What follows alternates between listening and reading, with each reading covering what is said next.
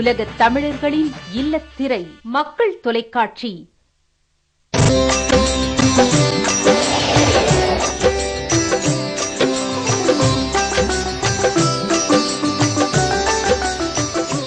அழைப்பு. மக்கள் வணக்கம். மக்கள் வணக்கம். ஹலோ மக்கள் வணக்கம்.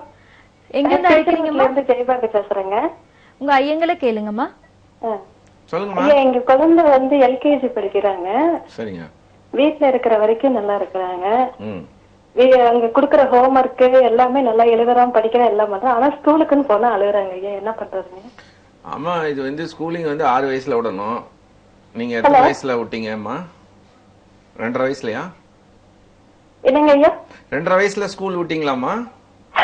3 வயசு ஆயிடுச்சு. 3 வயசுலமா? இது இயற்கை. ஏன்னா அந்த என்வாயன்மெண்ட்டுக்கு நீங்க குழந்தை பழகி இருக்காதுமா. அதாவது வந்து இப்போ நம்ம ஒரு குழந்தை வந்து வீட்டுல எல்லாத்துக்கும் ப்ரிப்பேர் பண்றோம். குழந்தைய குளிப்பாட்டி காமிச்சுக்கிறோம், டாய்லெட் ஹேபிட்ஸ் பழக்கிறோம், சாப்பிட வைக்கிறோம், ட்ரெஸ் பண்ணி பழக்கிறோம், எல்லாமே வீட்டுல பழக்கிறோம். ஆனா அந்த ஸ்கூல்னு ஒரு விஷயத்துக்கு அனுப்ப போறோங்கிறத வந்து நம்ம அந்த விஜயதசமி வருதா, மறுநாளைக்கு நாள் ராத்திரி இதை ரெடி பண்றோம். எல்லாம் புக்குக்கெல்லாம் ரெடி பண்ணி திடீர்னு கொண்டு போய் தள்ளி விட்டுறோம். அங்க ஒரு சைக்கலாஜிக்கலா அந்த என்வாயன்மெண்டே திடீர்னு மாறுது. அதாவது கொண்டு போய் டக்குன்னு ஹாட் அண்ட் கூல்கிற மாதிரி ஒரு கூல்ல இருந்து ஒரு ஹாட்ல தூக்கி எறிஞ்சா நார்மலா இருந்து நார்மலா போனா பிரச்சனை இல்லை. நல்ல செல்லம் கொஞ்சம் இங்கேயே வச்சு பொசஸ்வியா வச்சுட்டு திடீர்னு வந்து ராத்திரி ஆன உடனே நாளைக்கு காலையில மணி அடிச்சா மாதிரி விஜயதசமி உன்னை கொண்டு 4 பேரை கூட்டிட்டு போய் ஒரு பணத்தை கட்டிட்டு சாக்லேட்டை வாங்கி கொடுத்து தள்ளி விட்டுறீங்க. இன்ஃபேக்ட் லிட்டரலா தள்ளுறதுதான் அது.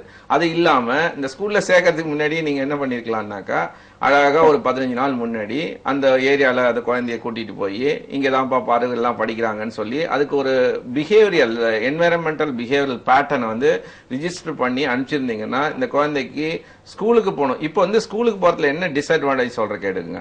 இப்போ அந்த குழந்தை மூளை வளர்கின்ற பருவம் 6 வயது வரைக்கும் நல்ல கிராஸ்பிங் கவர்லாம் இருக்கு. அப்போ அது ஹேமர் ஆயிடும். இந்த குழந்தைக்கு stress, full of stress.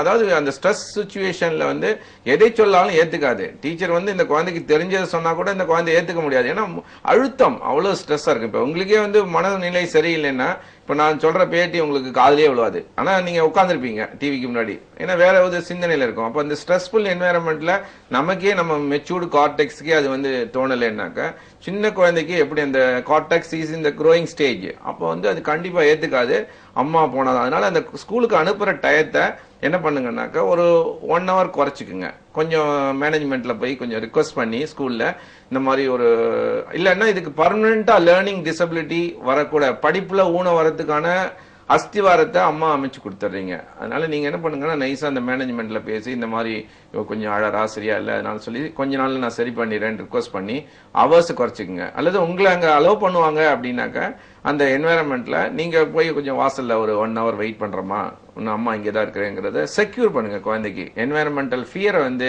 Free பண்ணுங்க. அப்போ டெஃபினட்டா அந்த குழந்தை வந்து பழகிடும். மாஸ் சைக்காலஜி லேர்னிங்கிறது 6 வயசுக்கு மேல அனுப்ப வேண்டிய விஷயமா. அதாவது 10 பேரோட சேர்ந்து படிக்கிற நம்ம கொஞ்சம் அவசரப்பட்டு அனுப்பிட்டோம். இப்ப அந்த கன்சிஸ்டன்சில இருந்து திரும்ப மாத்தினீங்கன்னா அதுக்கு என்ன ஆயிடும்னா அடம் பிடிக்கும். அப்புறம் அம்மா நம்ம இப்படி பண்ணோம்னாக்க ஸ்கூல்ல இருந்து நிறுத்திடுவாங்க அப்படின்னு. அப்புறம் அதுவே ஒரு பிரச்சனை ஆயிடும். அதனால ஆரம்பிச்சு முன்னாடி எடுத்து வச்ச காலை வந்து வலிக்காம அடுத்த ஸ்டெப்புக்கு கொண்டு போறதுக்கான வழிமுறைகளை நான் சொல்லியிருக்கேன். இதை அடாப்ட் பண்ணீங்கன்னா கண்டிப்பா வந்து ஒரு பிரச்சனையும் இருக்காதுமா. நீங்க ஒரு இதை பத்தி பெருசா ஒர்ரி பண்ணிக்க வேணாம். ஒரே ஒரு ஒர்ரி என்னன்னா நீங்க உங்க டயத்தை கொஞ்சம் ஸ்பெண்ட் பண்ணணும். அதுக்கு கூச்சம் இல்லாம போய் மேனேஜ்மெண்ட்ல கேட்கணும். அவ்வளவுதான். இது நடக்கக்கூடிய சாத்தியம் தான். முக்காவாசி குழந்தைங்க அப்படிதான் இருக்கு. நீங்க கவலைப்படாதீங்க.